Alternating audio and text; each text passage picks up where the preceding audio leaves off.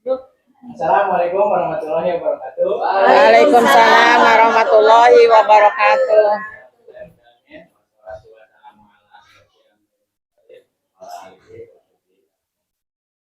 Sama-sama kita panjatkan puji dan syukur sehingga kita dapat berkumpul dalam kegiatan pemaparan saya berhubung kegiatan tentang PKG PJOK, rancangan pembelajaran PJOK berbasis proyek dengan edukasi model. Ini adalah tugas dari PKG PJOK. Mohon waktunya ya kepada yang terhormat, kepada ibu kepala sekolah dan juga rekan-rekan guru sejawat yang tidak berkenan luangkan waktu untuk pemaparan saya dalam tugas PJOK. Sebelum ke pembahasan, alangkah baiknya kita buka dengan doa. Kita ucapkan dengan Bismillahirrahmanirrahim. Bismillahirrahmanirrahim.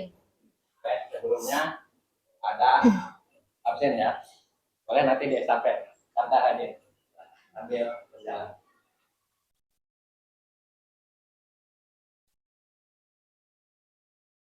Di sini ada latar belakang, ya, latar belakang dari Coach Education Model, di mana adalah salah satu model PJOK yang berkelanjutan dan bermakna bagi murid atau peserta didik.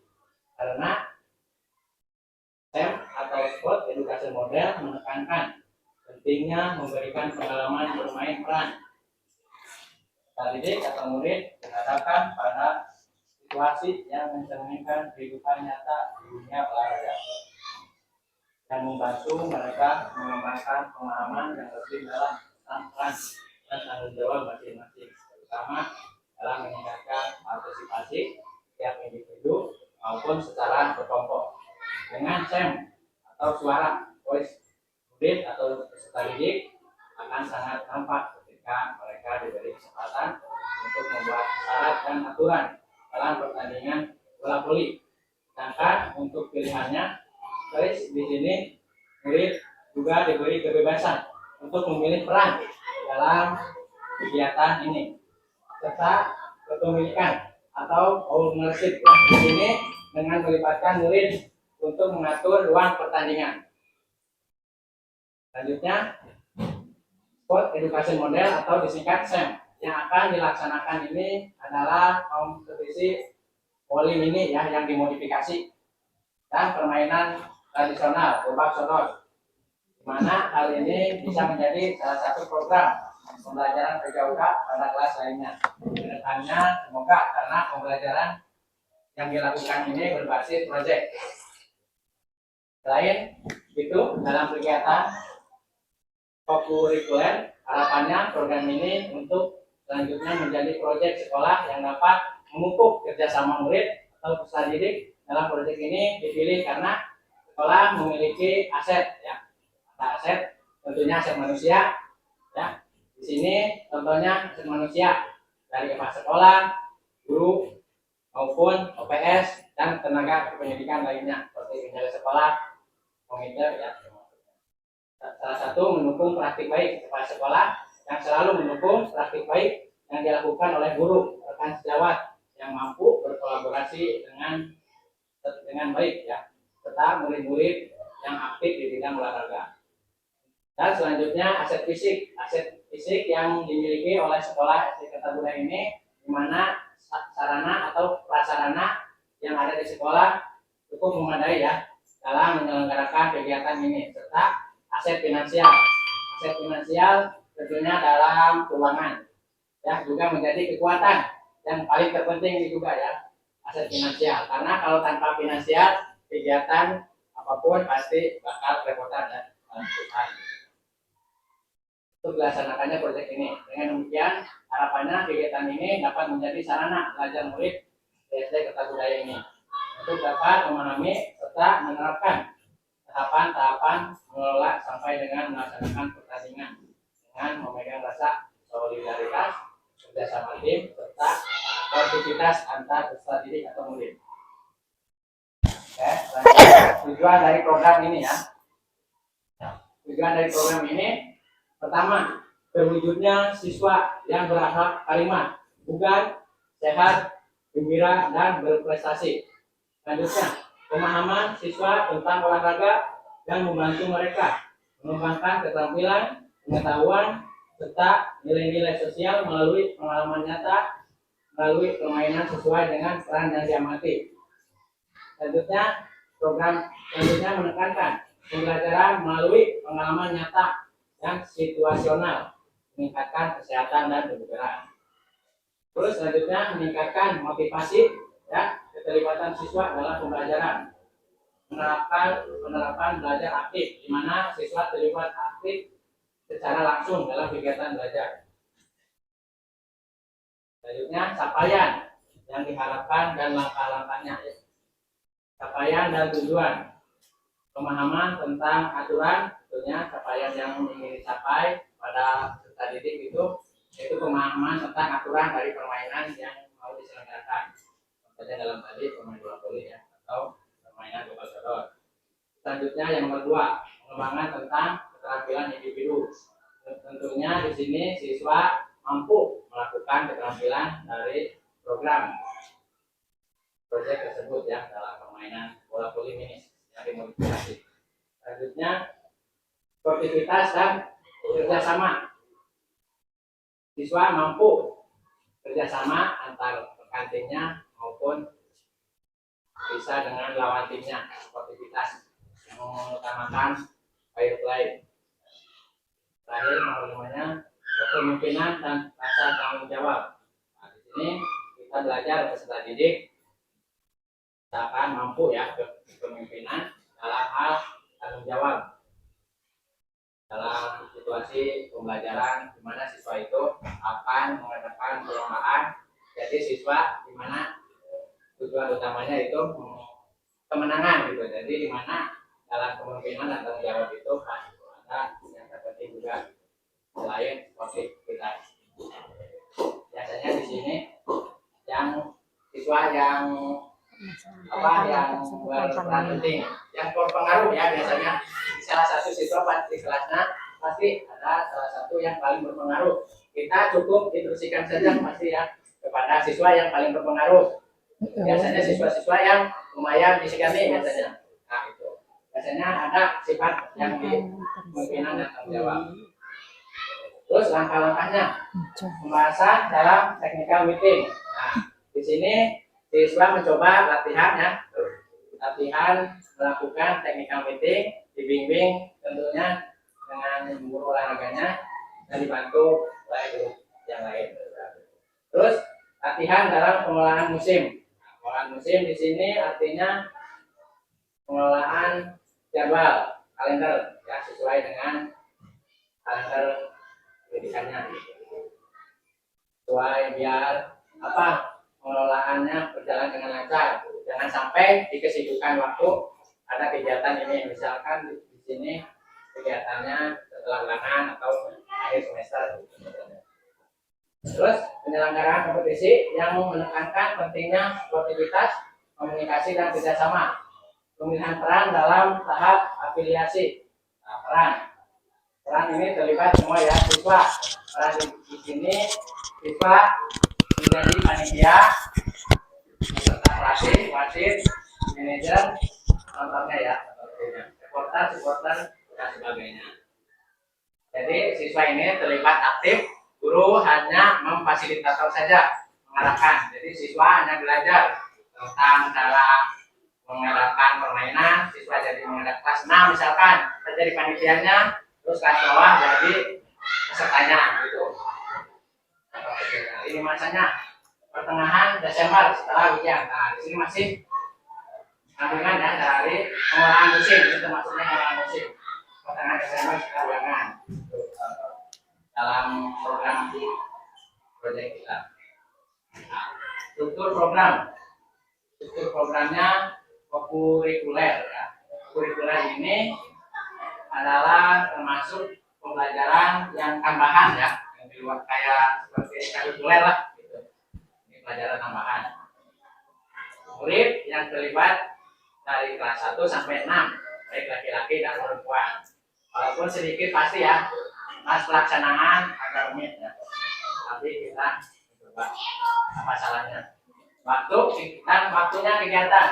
Waktu kegiatan dilaksanakan di akhir semester 1 bulan Desember 2024. Mitra dalam Kombel atau komunitas belajar di sekolah. Lebih singkat KBS ya. KBS singkatannya berarti komunitas belajar sekolah. Ada mitranya, penanggung jawab adalah tentunya atasannya kepala sekolah yang memiliki kebijakan berjalannya program itu ya kembali lagi tergantung ke kepala sekolah itu. KBS yang menjadi lokomotif atau fasilitator adalah komunitas praktisi sekolah terdiri dari guru mapel, guru kelas, dan standing mitra dalam KBS dan OPS sekolah yang nantinya dapat membantu terkait dengan aplikasi atau publikasi kegiatan melalui sosial media sekolah atau kayak Instagram, Facebook, ya, TikTok, nah, bisa melalui aplikasinya tersebut.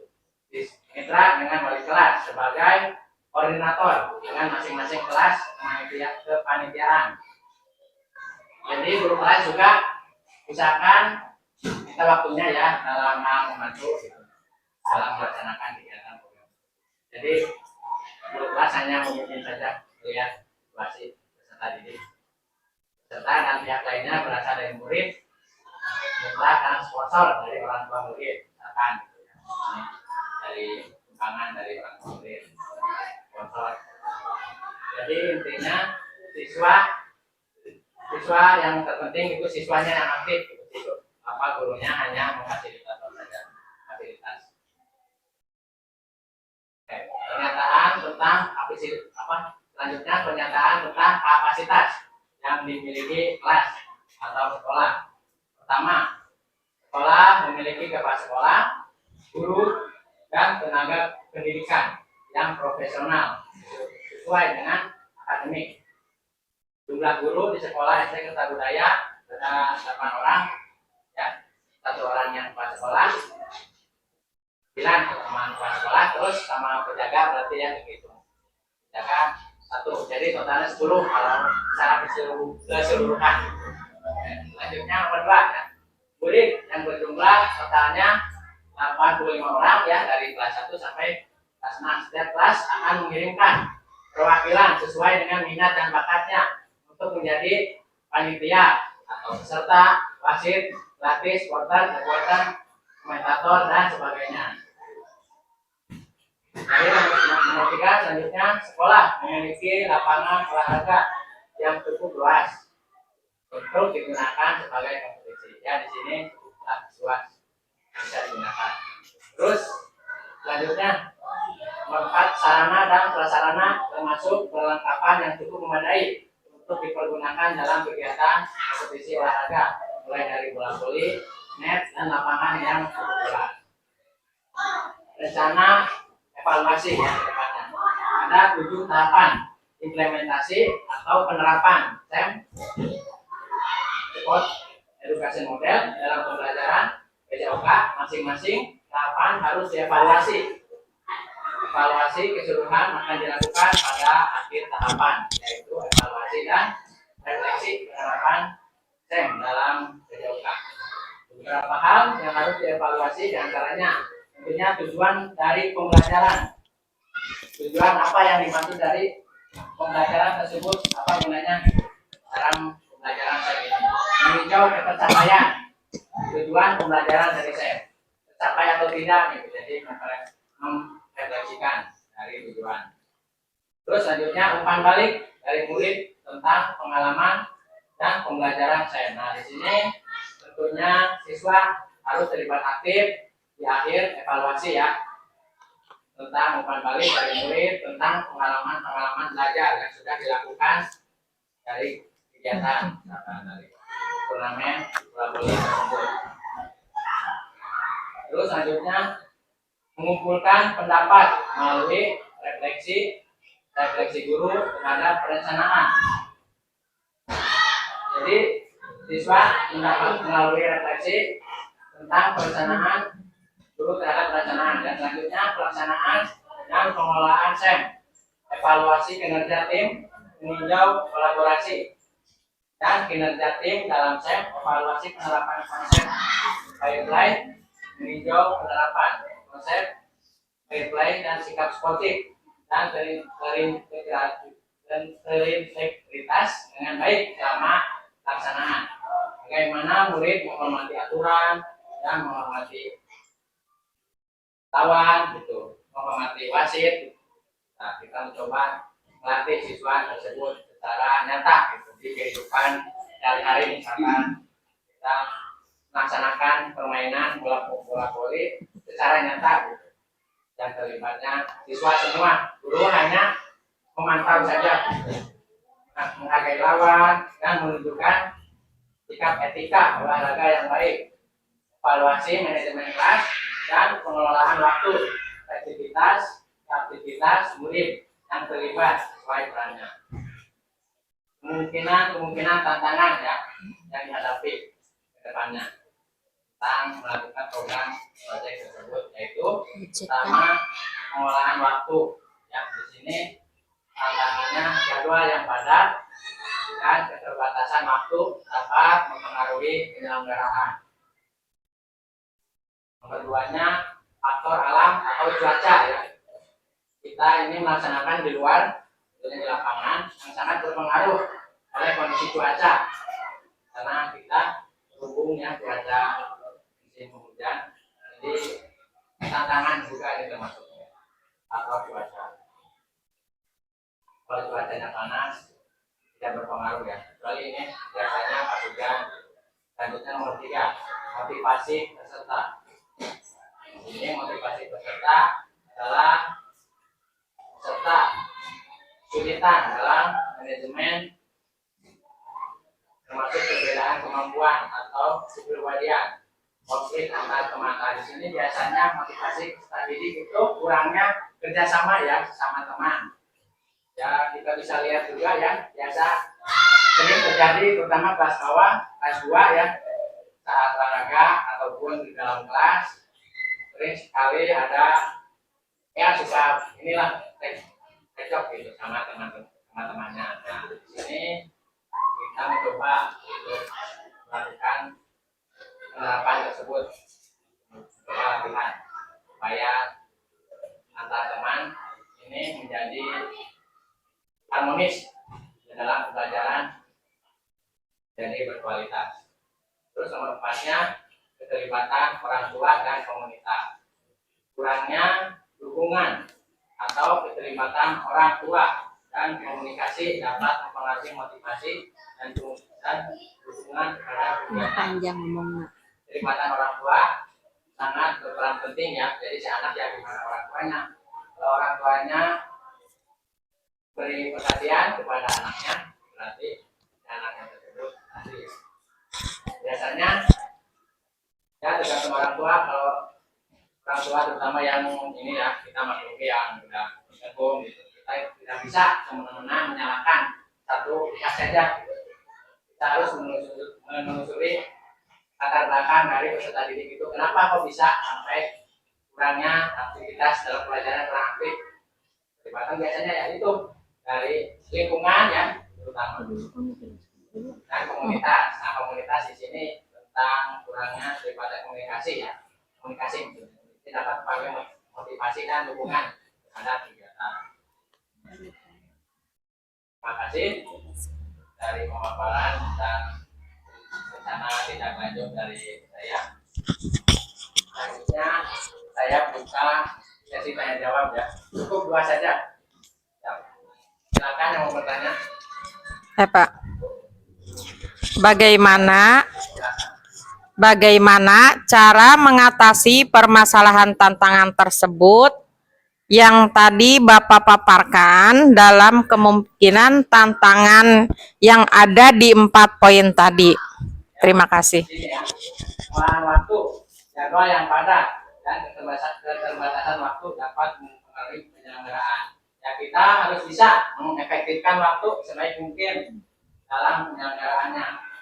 Jangan sampai usahakan dan harus koordinasi terlebih dahulu dalam semua pihak ya. Jangan ke ibu kepala sekolah saja, harus semua pihak dari guru-guru, guru dan tenaga pendidikan teknik. Ini tentunya harus ada komunikasi Bu Yani gitu ya, Siap. supaya ada biar tidak salah pahaman jadwal, pengolahan jadwal waktu. Intinya tentang komunikasi. Terus selanjutnya faktor alam cuaca ya. Faktor alam cuaca itu ya gimana takdir ya. Gitu. Cuacanya gitu, kadang hujan gitu. Kita nggak bisa memprediksi cuaca tersebut. Paling bisa saja sih pakai aplikasi yang di HP kan ada ya. Apa namanya? Cuaca, prediksi cuaca. Gitu kan kita ada hujan perkiraan ya gitu kan. Solusinya gitu. Selebihnya ya gimana itu cuacanya. Selanjutnya nomor 3 ya, motivasi. Nah di sini cukup sulit dalam setiap akhir sekarang kita didik sulit motivasi dalam hal belajar karena pengaruh juga ya dalam gadget ya, HP gitu. Siswa menjadi kurang dalam pelajaran. Ini siswa kebanyakan main, nah gitu main HP tentunya itu ya menjadi jadi di luar teh siswa jarang bermain gitu. Setelah pulang sekolah bisa setelah madrasah biasanya kan anak-anak zaman dulu setelah pulang teh main lompatan petak umpet gitu. Nah biasa di zaman sekarang itu tidak ada ya, malah kebalikannya ya. Kalau zaman dulu kita nggak boleh main gitu, malah suruh pulang. Nah kalau zaman sekarang malah si orang tua disuruh keluar suruh main gitu. Nah kesulitannya di situ mungkin dari orang pengaruh ya, dari motivasi belajar, dari pengaruh dari internal ataupun eksternal. Nah, motivasi belajar. Kita sebagai gurunya hanya cukup mengarahkan, hanya mendoakan siswa tersebut supaya ada motivasi dan supaya ada keinginan untuk belajar ya, dan terutama untuk mengubah pola perilaku ya yang sangat riskan di zaman sekarang ini, perilakunya sikap itu yang paling utama zaman sekarang, yang paling krisis itu dalam sikapnya. Bagaimana itu ya motivasi apa caranya? Salah satunya ya nih. Terus terakhir ya, keterlibatan orang tua. Nah di sini kembali lagi ya, hampir sama ya. Saling berhubungan kepada orang tua dan komunitas guru belajar di sekolah. Jadi orang tua dan guru juga harus berperan penting dalam komunikasinya.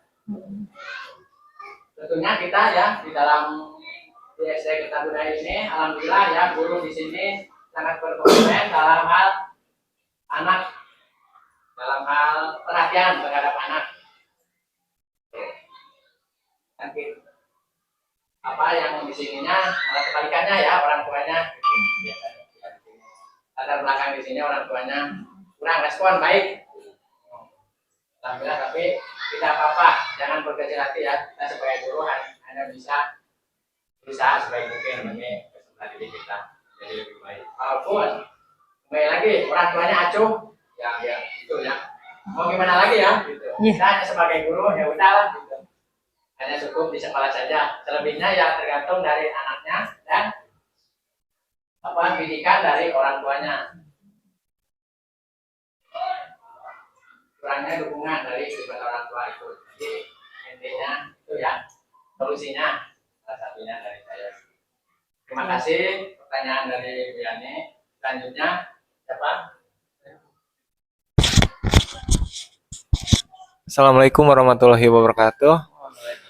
Ya, SEM ini menurut saya sangat menarik ya untuk keaktifan siswa dalam proses pembelajaran PJOK. Nah, yang ingin saya tanyakan itu tentang bagaimana peran siswa masing-masing dalam kelompoknya. Dalam sport education model ini, dalam permainan bola voli mini. Ya, itu yang ingin saya tanyakan. Terima kasih. Terima kasih. Pertanyaan yang bagus ya dari Pak Seth. Peran-peran dari di sini kita buka lagi. Peran-peran siswa dalam melakukan permainan atau kegiatan lomba SEM, model SEM dalam permainan bola mini. Nah, siswa di sini melibatkan peran aktif. Ya, siswa terlibat aktif, semua harus aktif. Semua siswa di sini menjadi dikelompokkan sesuai minat dan bakatnya. Misalkan siswa yang aktif berbicara, misalkan bisa menjadi komentator. Nah, gitu ya, salah satunya. Dan siswa yang suka ngatur-ngatur, kita arahkan ke panitia. Tuh ya. Serta Siswa yang galak. Ada siswa yang galak gimana, Pak? apa? Yang galak. Siswa yang galak. Jadi wasit boleh nggak, Pak? Kita kembali lagi ya, arahkan pada siswanya. Karena itu di sini seninya. Iya. Ya, seninya Sam di sini. Kita bisa melihat nih kemampuan si anak emosionalnya gitu. Menjadi wasit. Iya, ada di sini kan. Bisa menjadi wasit si anak tersebut. Kita mencoba. Jadi terlibat gitu. Kita sebagai guru hanya menjadi penonton saja. Mengarahkan. Jadi di sini siswa ada yang menjadi pelatih juga. Siswa peran aktif. Yang galak. Galak. Galak bisa ya, cocok jadi coach. Betul kan?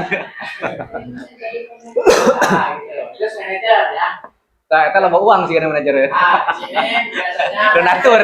ya, donatur ya. Bos biasanya anak dari Anak bos. ya bisa terlibat gitu ya. Walaupun gini secara apa ya simulasi lah, tapi dalam kehidupan nyata gitu pembelajarannya gitu dalam materinya. Walaupun secara ini bodohan lah, tapi nyata gitu dalam olahraganya. Ya, dengan apa yang manajer reporter gitu. Nah, di sini reporter juga ya kayak Membawa acara ya. Membawa acara gitu. Terus supporter. Nah, di Iya, sini siswa yang olahraga. tidak ini berarti yang siswa yang mageran lah gitu. Nah, di sini yang susah aktif. Berarti kita arahkan Jadi ke supporter supporter. saja gitu nyanyi apa. Tuh. Dan sebagainya. Itu ya. Jadi siswa terlibat aktif membuat acara kegiatan turnamen bola voli ini yang dimodifikasi dan juga permainan yang tadi ya bisa permainan gebak sodor. Bahkan gebak sodor itu permainan yang ini apa yang ditangkap ya. Nah, boleh pakai apa namanya itu singkatannya? Kadangan lah kayak gitu. Ya, kadangan kalau zaman sekarang kadangan. Kita bisa itu juga ya. Diturnamenkan gitu bisa. Tapi di sini menekankan dalam permainan intinya dalam kegiatan siswa semua terlibat aktif ya dari panitia, peserta, pelatih, wasit, manajer semua terlibat. Nah itu ya jadi cara-cara membagi perannya gitu Pak Chef ya. Jadi kita walaupun pasti ya kesulitan yaitu gimana pasti berjalan lah itu seninya dalam SEM Sport Education Model pasti ada ini atas siswa gitu wajar lah kita belajar dari evaluasi tersebut nanti kita belajar. Pasti kita banyak ada kendalanya dalam melakukan kegiatan SEM di tingkat SD ya karena cukup sulit ya kita melakukan kegiatan ini SEM atau Sport Education Model di tingkat peserta didik SD gitu, sekolah dasar. Biasanya di sekolah yang menengah ada ya, biasanya kan OSIS yang menyelenggarakan. Sekolah menengah atas itu cukup udah karindang lah. Kalau di sini kita harus ekstra guru mengawasi semua terlibat. Jangan guru jauhkan aja, semua terlibat ya dari guru, tenaga pendidikan, semua terlibat dari guru kelas, guru agama juga harus kompak. Dan terima kasih semua di sini, alhamdulillah kompak kita bisa membagi waktu untuk pemaparan saya ini. Ya mungkin itu ya jawaban dari pertanyaan dari Pak Asep yang membagi peran. Terima kasih dari pemaparan tugas dari RTL Rencana Tindak Lanjut Program Pembelajaran Pembelajaran Berbasis Project ya yang menerapkan model SEM Sport Education Model dalam permainan bola voli mini yang dimodifikasi dan permainan gebak sodor. Terima kasih kepada ibu kepala sekolah yang sudah menyempatkan waktunya dan kepada rekan-rekan guru sejawat yang sudah menyempatkan waktunya juga. Saran saya kita tutup dengan doa ya. Sebelum menutup kegiatan ini, kita ucapkan alhamdulillah. Sekali lagi, terima kasih kepada semua pihak, keluarga besar dan Kerta Budaya. Sekian dari saya. Assalamualaikum warahmatullahi wabarakatuh. Waalaikumsalam warahmatullahi wabarakatuh.